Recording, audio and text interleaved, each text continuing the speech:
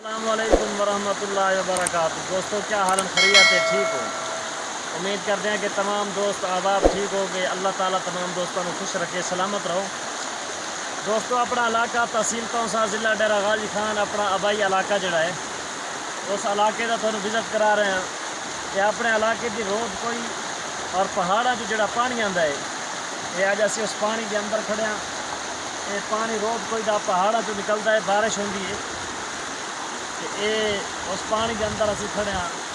یہ جڑا لوگوں کی زمینوں کو سیراب کرتا ہے، بہت خوبصورت منظر ہے ماشاءاللہ۔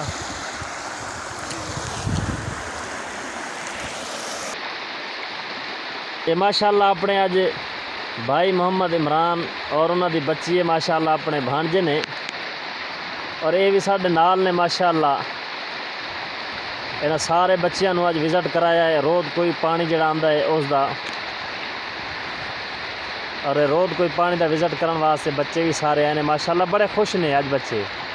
مسفرہ کیویں اچھا لگ رہا ہے؟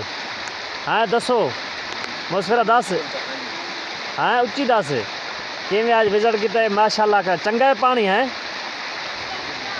ہاں اتنے کیویں لگا ہے تینوں؟ اچھا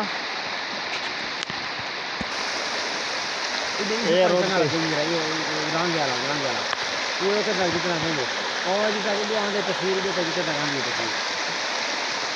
یہ روڈ کوئی پانی جی چل رہا ہے۔ ساڈیاں زمیناں جڑی نہر تو علاوہ زمیناں نے انہاں نو یہ پانی دوسریاں زمیناں نو آباد کرتا ہے، سیراب کرتا ہے پانی۔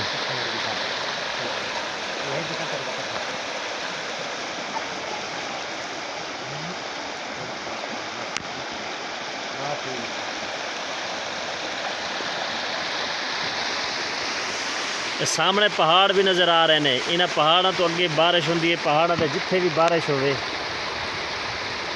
یہ پانی پھر روڈ کوئی دی شکل بنتے اگے زمیناں نو سیراب کرتا ہے۔ سامنے پہاڑ نظر آ رہے ہیں جی، یہ اپنا آبائی علاقہ ہے جی۔